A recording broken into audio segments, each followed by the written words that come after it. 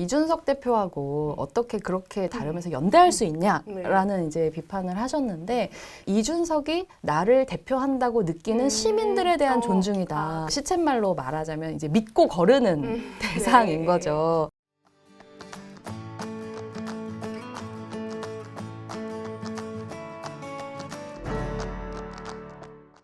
와인처럼 잘 익은 뉴스, 딱 맞게 골라드리는 경향시소, 시사소믈리에 임지선입니다. 2023년 봄, 대한민국의 정치는 과연 어디에 위치해 있을까요? 갈등 해결을 위한 대화와 타협, 토론은 온데간데 없어 보입니다. 총선을 딱 1년 앞둔 지금, 앞으로 한국 정치에서 필요한 건 무엇일까요? 선거제도 개혁을 위해 이 자리에 오늘은 특별한 손님을 한번 모셨습니다. 안녕하세요. 네, 안녕하세요. 정의당 장혜영 의원입니다. 이렇게 나와주셔서 감사합니다. 불러주셔서 감사합니다. 감사합니다. 최근에 그 국회의원 선거제도 개편에서 전원위원회에 참여하셨잖아요. 네. 이 전원위원회가 일단 무엇인지 설명 좀 부탁드리고 이게 19년 만에 열린 건데 그다음 분위기는 좀 어땠는지 이런 의미 좀 덧붙여서 설명 부탁드릴게요. 네, 일단 전원위원회라고 하는 건 말 그대로 국회의원 300명 전원이 모여서 하나의 주제를 가지고 회의를 하는 거다. 모두 모여라. 네, 이렇게 보시면 될 것 같아요. 그러니까 국회는 기본적으로는 상임위원회 시스템으로 그렇죠. 가서 뭐 국방이면 국방이 저는 이제 기획재정위원회에서 예산이나 조세나 이런 걸 다루는데 네, 그렇게 각각 대략 한 뭐 20명에서 30명 남짓 되는 의원들이 각각의 주제를 가지고 논의를 하지만 이렇게 선거제도 개혁 이런 것처럼 우리 사회에서 정말 중요한 핵심 이슈에 대해서는 국회의원 전원이 모여서 회의를 연다. 이제 이렇게 만들 수 있는 법률적인 근거가 있거든요. 그래서 19년 만에 지난 19년 전에는 파병에 관련된 문제를 가지고 열렸었고 그리고 19년 만에 이 전원위원회가 선거제도 개혁을 어떻게 할 것인가라고 하는 이유로 굉장히 국민들께 사실은 이게 정말 중요한 주제라는 걸 강조하는 형식적인 수단으로서 이 전원위원회라고 하는 게 열렸던 거죠. 그럼 이 300명 의원이 모두 나와서 얘기하지는 않으셨을 거고. 네, 맞아요. 그러면은 전 좋았을 거라고 생각하지만 또 이제 국회가 또 시간 속에서 해야 되다 보니까 300명 중에 100명이 4일 동안 한 사람씩 나와서 이 선거제도 개혁에 대한 자기 의견을 계속 밝히는 방식으로 진행이 좀 됐습니다. 정말 각양각색의 그 의견들이 나왔을 것 같은데 일단 장혜영 의원님이 보시기에 현행 선거제도의 문제점은 어디에 있다고 보시는 건가요? 현행 선거제도가 여러 문제점들이 있지만 그중에서도 가장 큰 문제는 제도가 민의를 왜곡하는 시스템이다라고 다 반영하지 못한다. 네, 점이에요. 그러니까 대한민국 헌법은 우리 민주주의가 정당 민주주의다라고 하는 걸 규정하고 있어요. 그렇기 때문에 거기 입각해서 본다면 정당이 얻은 지지율이 그대로 국회의 의석이 되는 게 맞겠죠. 그렇죠. 그런데 지난 21대 국회에서의 정당 득표율과 의석 배분을 보면 예를 들어서 국민의힘은 정당 득표율이 33.8%였고 민주당은 33.4%였고 정의당은 9.7%였어요. 숫자를 정확하게 기억하시네요. 네, 그럼요. 결국에는 때로는 민주주의는 숫자가 전부니까. 그런데 그럼 이제 300석 의석에 이걸 대입해서 계산을 해보면 대략 민주당이나 국민의힘이 100석보다 조금 많은 의석을 갖고 정의당은 30석 정도 되는 의석이 나오는 게 30석이어야 대략 10% 조금 안 되니까 300분의 이제 10%니까 30석이잖아요. 그런데 우리가 뚜껑을 열어놓고 보니 의석 배율이 민주당은 180석 그리고 국민의힘은 103석 정의당은 6석이라고 하는 정당 지지율과 실제 그 의석 배분이 굉장히 다른 이런 결과를 우리가 받아들고 있는 것이죠. 근데 이런 상황이 발생하는 원인이 사실 지역구 의석과 이런 정당 득표에 따라서 배분되는 비례대표 의석의 차이, 절대적인 차이가 너무 크기 때문이거든요. 300석 중에 대략 85%가 다 지역구 의석이고 15% 절대 다수가 사실 지역구인 거죠. 네. 근데 지역구는 뭐 다들 아시다시피 승자독식의 약간 양자택일에 가까운 형태이기 때문에 절대적으로 지금의 큰 두 개 당에 유리하거든요. 그렇기 때문에라도 이 어떤 민의를 왜곡하는 제도의 구조를 바꾸기 위해서는 이런 이제 의석 배분, 지역구와 비례대표에 있어서의 조정이 필요하다라고 하는 얘기가 계속 여기서 나오게 되는 거죠. 그러면 이제 이 앞서서 이은주 의원이 대표 발의를 했고 장혜영 의원님이 함께하신 안에 따르면 의원 정수를 현행 300명에서 360명으로 확대하고 그러니까 이 숫자 360에는 지역구가 240명, 비례대표가 120명이 되는 안이잖아요. 네. 그러니까 비례대표가 굉장히 확 늘어나는 안이네요. 그렇죠. 말씀드렸던 것처럼 이렇게 정당 득표율에 비해서 의석이 왜곡되는 거의 핵심적인 원인이 지역구와 비례 의석 비율 차이이기 네. 때문에 현행 제도는 대략 한 5대1 정도라고 보면 이거를 2대1 정도까지는 맞추자. 네. 1대1은 좀 너무하다고 한다면 2대1 정도까지 맞춰서 지역구는 최소한으로 줄여서 좀 줄여보고. 네, 그래서 240석으로 하고 그리고 120석으로 약간 의석을 늘리는데 그걸 비례대표로 하면 적어도 그 비율이 5대1보다는 좀 많이 줄어들 수 있지 않겠느냐라고 하는 취지인 거죠. 이 비례대표를 어떻게 배분하냐도 되게 뭐 연동형이 있고 권역별이 있고 되게 복잡해져요. 그 시험 문제 나올 것 같은. 맞아요. 그렇죠. 그렇죠. 만든 사람 빼고 아무도 모른다 이런 그렇죠. 얘기 하죠. 이 이름도 사실 뭐 비슷해요. 연동형 뭐 그 권역별 비슷한데 지금 이 말씀하시는 120명이 아는 되는 안은 득표율에 따라 배분하자는 네, 것인가요? 맞아요. 그렇죠. 네. 득표율에 따라 그러니까 정당 득표율에 따라서 네. 이제 배분한다라고 하는 것이죠. 2020년 그 총선 당시에 약간 좀 비슷하게 준연동형으로 가긴 만들었는데 네. 거대 양당에서 이 유성 정당을 만들면서 이 꼼수가 발생해갖고 지금 여전히 이 상태인 거잖아요. 네, 맞아요. 근데 말씀하신 안으로 갔을 때 또다시 거대 양당이 그런 꼼수 정당을 안 만든다라는 보장이 있나요? 그 보장은 없지만 아무도 못 해주나요? 그렇죠. 그런데 이제 위성 정당이라고 하는 네. 걸 사실 법률로 막을 수 있느냐라고 하면 모든 제도는 사실 어떻게 해서든지 다 해킹이 가능해요. 모든 프로그램이 해킹이 가능하듯이. 네. 근데 중요한 것은 해킹을 하지 않겠다라고 하는 우리의 규범이 지켜지느냐 마음이고. 마느냐라는 네. 것인데 당장 뭐 하다못해 국민의힘은 처음부터 그 지난 20대 국회에서의 선거제도 개혁을 인정하지 않았기 때문에 그렇죠. 네. 노골적으로 위성정당을 만들겠다는 얘기를 계속 해왔었어요. 네, 그렇죠. 하지만 민주당은 위성정당을 만드는 국민의힘을 비난했지만 결국은 결국에는 만들었잖아요. 스스로도 만들어 버렸거든요. 그래서 최고의 위성정당 방지책은 양당이 만들지 않겠다라고 하는 약속을 하고 그걸 지키는 겁니다. 법으로 하는 게 아니라 정치를 통해서 그렇게 약속을 하고 지키는 게 최고의 방지책이라는 거죠. 이 논의에서 전 한 가지 또 드는 궁금증이 이 비례대표를 늘리자라고 하는 안은 뭐 다양성을 확보하기 위해서는 되게 좋단 말이죠. 그거 좋은 방안인데 반면에 또 국민의 절대 다수는 국회의원은 기득권이라는 인식이 있기 때문에 이 특권층을 늘리는 거에 대한 굉장히 거부감이 크단 말이에요. 국민의힘이 의원 정수를 줄이자. 또는 비례대표를 늘리자는 거에 대해서는 반대하는 이유가 이런 여론에 좀 이렇게 기대고 편승하는 게 좀 있는 거잖아요. 네, 그렇죠? 그렇죠. 이 의원 정수를 늘리는 거에 대한 반대하는 여론에 대해서는 좀 어떻게 보세요? 저는 이제 국민의힘에서 정치 혐오를 이용하는 그런 주장으로 사실상 이 선거제도 개혁을 무화시키려고 하는 노력이다 이렇게 좀 평가를 하고 싶은데요.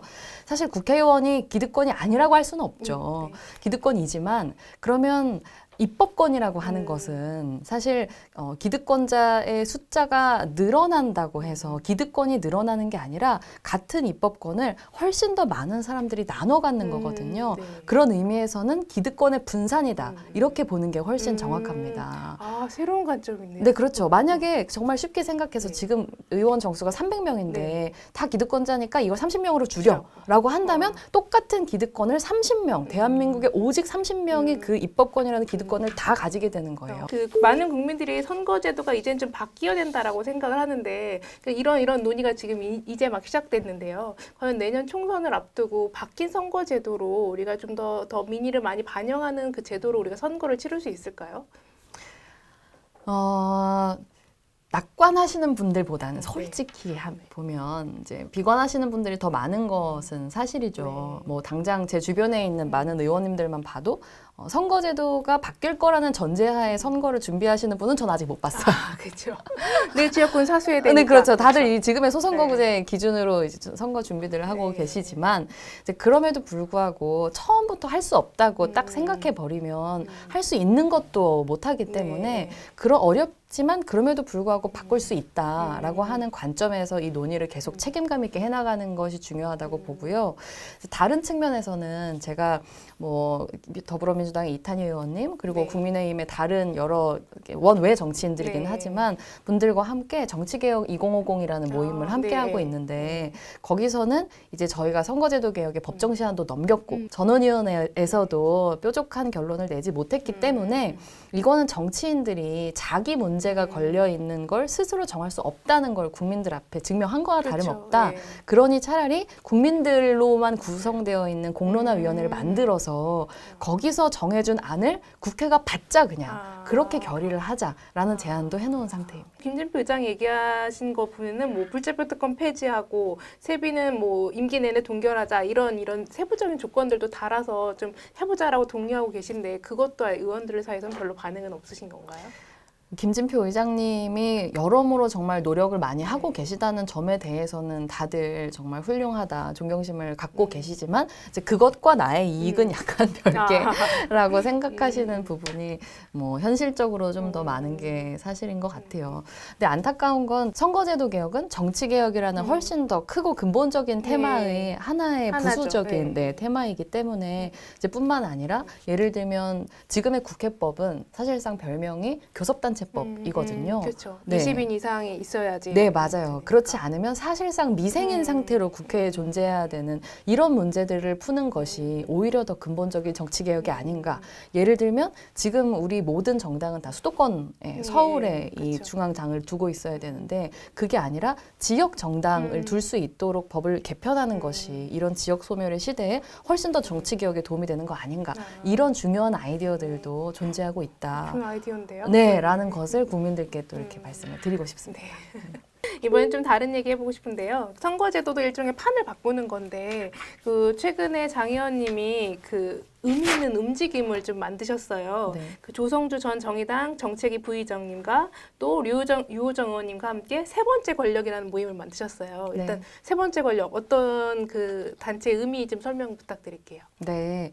세 번째 권력은 이제 우리 헌정사를 통틀어서 보면 대략 한 74년 정도를 첫 번째 권력이랑 두 번째 권력이 계속 오가면서 쥐지 예. 않았습니까? 거대 양당. 네, 그렇죠. 거대 양당이 쥐고 있었지만 그런 74년의 정당 정치가 만든 이 사회가 과연 지금 시민들에게 희망을 주는 정치인가? 희망을 주는 사회인가? 아니죠. 라고 봤을 때 네. 그게 아니기 때문에 이 양당 중심의 질서를 넘어서서 새로운 정치의 중심을 세울 수 있는 세 번째 권력이 필요하다. 그리고 그 세 번째 권력을 만드는 마중물로 정의당이 앞장서야 된다라는 이제 논의를 시작하는 그런 이제 하나의 조직이면서 운동이다 이렇게 말씀드릴 수 있을 것 같아요. 그러면 앞으로 어떤 일을 해나가겠다라는 그런 뭐 목표나 이런 것들이 좀 있나요? 아니면 구체적인 활동 내용? 네, 그러니까 지금 정의당에서는 지난 전당대회에서 결정된 정의당의 재창당을 두고서 이제 갑론을박이 벌어지고 있는데 이 세 번째 권력이라는 당내의 의견 그룹 하지만 꼭 당 안에 수렴되는 건 아니에요. 이런 세 번째의 새로운 권력이 생겨야 된다고 생각하는 사람들이라면 당원이 아니라고 하더라도 참여할 수 있게 저희가 문을 열어뒀거든요. 근데 저희가 정의당의 재창당 안으로 제시한 것은 그런 새로운 권력의 중심이 될 수 있는 새로운 당의 창당이다라고 하는 안을 내놓고 지금 토론을 하고 있는 상황입니다. 출범식 때 이준석 전 국민의힘 대표와 박지원 전 더불어민주당 공동 비상대책위원장이 참석하셨어요. 네네. 이 두 분의 참석은 어떻게 이루어진 건가요?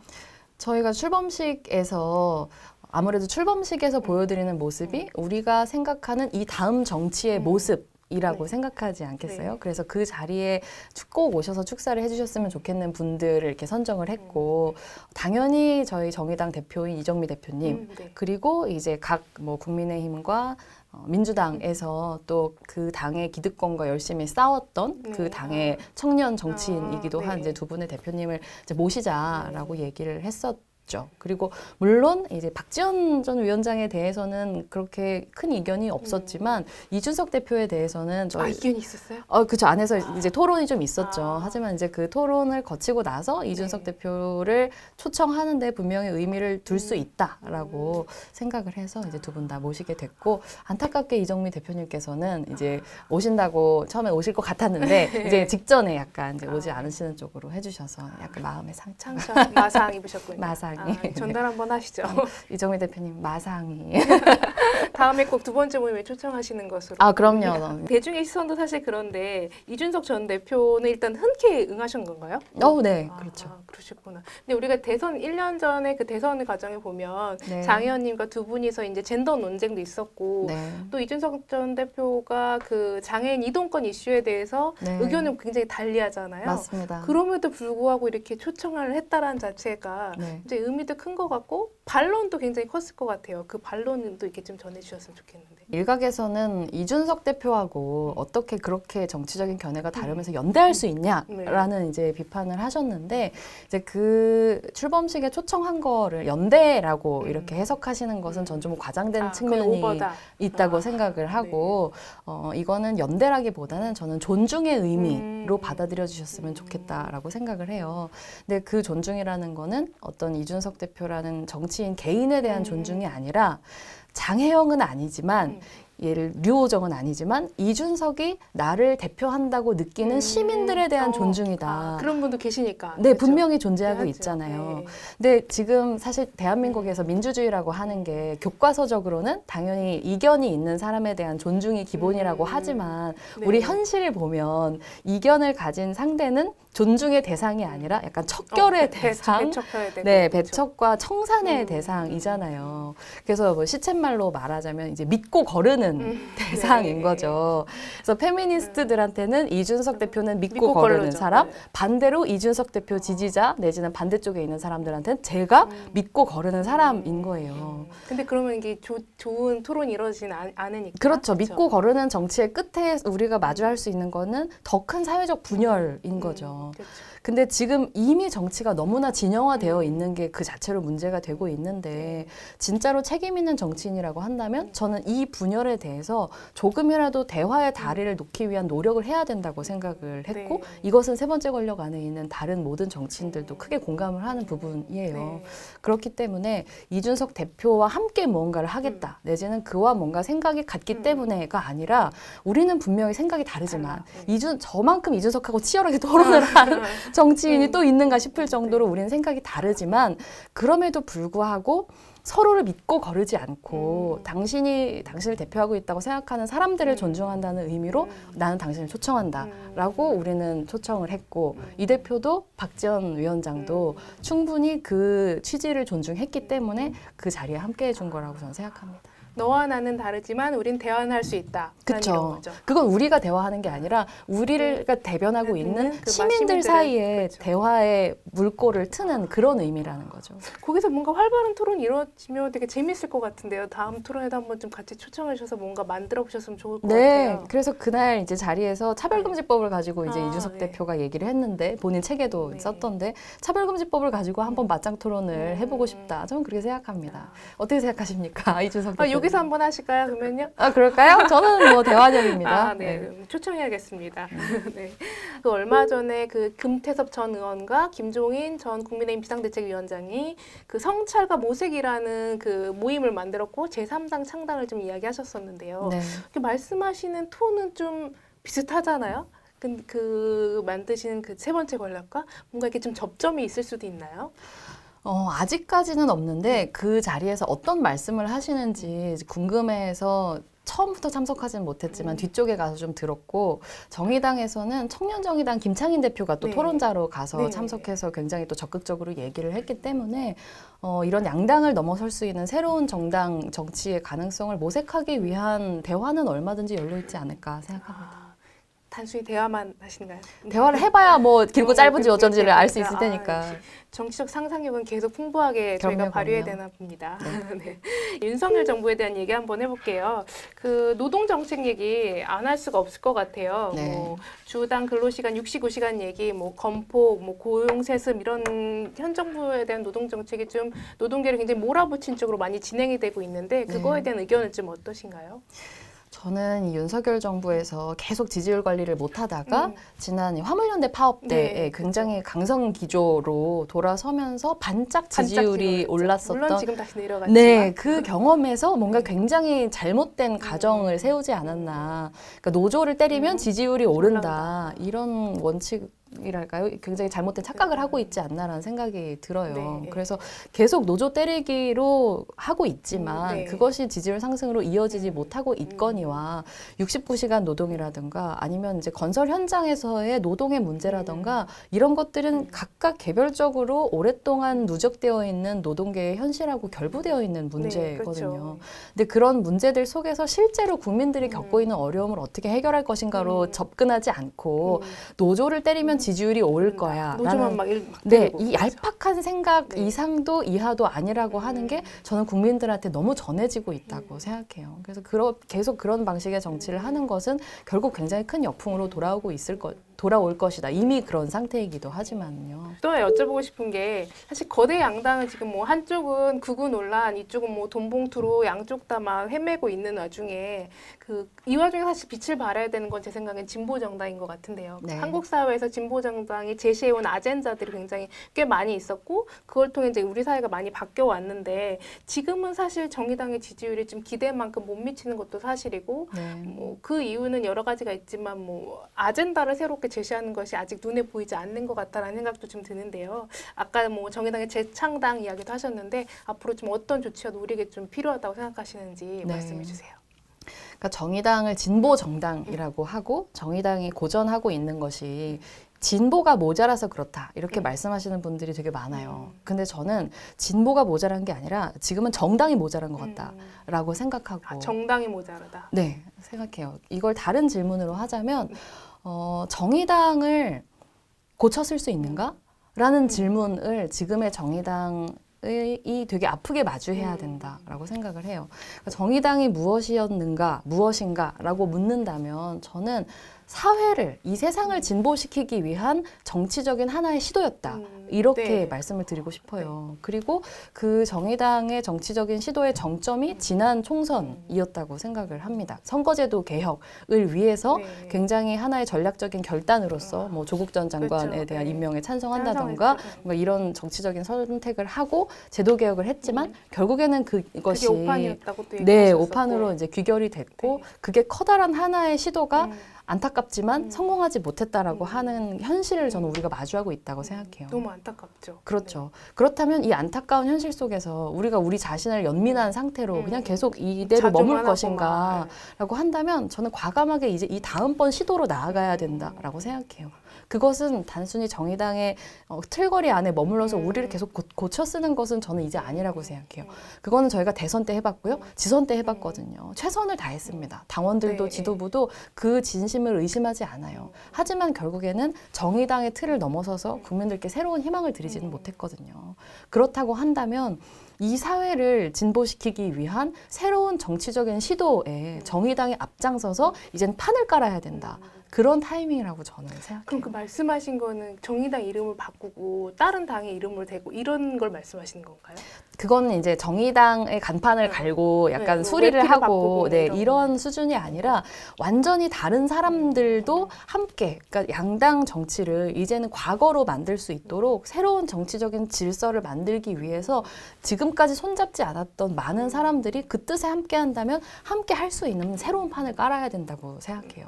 꼭 그 주인공이 반드시 정의당이어야 된다. 정의당 안에 들어와서 해야 된다. 이렇게 정의당 틀 안에 가두지 말고 이제는 우리가 사실 정의당의 역사만 돌아봐도 진보 정치 20년을 돌아봐도 민주노동당부터 시작해서 정의당까지 오기 위해 얼마나 많은 이합집산이 있었습니까? 그렇다고 한다면 이제는 우리가 정의당의 존속을 위해서가 아니라 이 사회의 진보를 위해서 우리가 어떤 정치적인 기획을 할 수 있는가라는 차원에서 완전히 새롭게 접근해야 된다. 저는 그렇게 그럼 생각해요. 그 이제 외피에 대한 얘기들을 하면 네. 결국 내실은 무엇인가라는 질문을 안 할 수가 없을 것 같은데요. 네. 예전에 같으면 민주노동당은 노동 이슈 막 이렇게 얘기하고 뭐 최저임금 이슈라고 되게 떠오른 이미지가 딱 있었단 말이에요. 근데 네. 그 요즘의 정의당은 그래서 무엇을 말하고자 하는지라고 질문을 하면 잘 모르겠어요. 그거에 대한 고민들은 내부에서 좀 치열하게 하시나요? 그렇죠. 사실 정의당이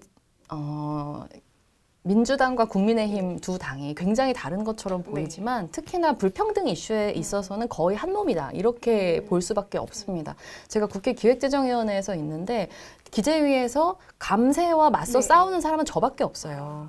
이 양당이 부자 감세 앞에서 그리고 그런 반도체 대기업들에게 대기업. 세금 깎아주고 이런 문제에 있어서는 아무런 이견이 없이 그냥 일사천리로 통과를 시키고 지금 우리가 세수가 부족하다, 경제가 어렵다 이런 얘기를 하지만 윤석열 정부가 들어서고 나서 작년에 올해 예산 통과시킬 때 그 70조에 육박하는 64조나 되는 이 네. 세수를 감소시켜준 거는 양당이거든요. 여기에 맞서 싸우고 있는 것은 정의당이에요.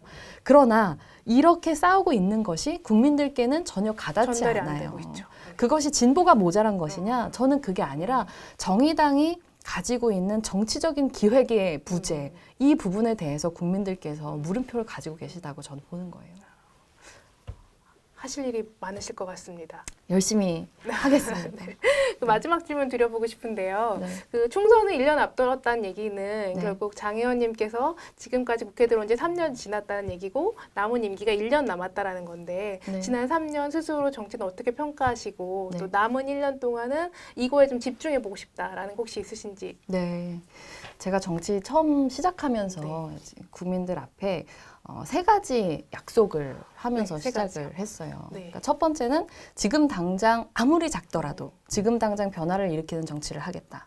그리고 두 번째는 존엄과 평등이라는 가치를 지키는 정치를 하겠다. 네. 세 번째는 더 큰 힘을 갖는 정치를 하겠다. 이렇게 세 가지를 너무 멋진데요. 말씀드렸어요. 지켜야 되는데. 네. 그래서 앞선 3년이 네. 그 앞의 두 가지 약속을 지키기 위해서 노력하는 시간이었다면 이 총선을 1년 앞둔 마지막 이 1년의 시간은 세 번째 약속, 더 큰 힘을 갖는 정치를 하겠다는 약속을 지키기 위해서 노력하는 시간으로 하려고 합니다. 더 큰 힘을 갖기 위해서는 선거제 꼭 개혁하셔야겠어요. 최선을 다하겠습니다. 네.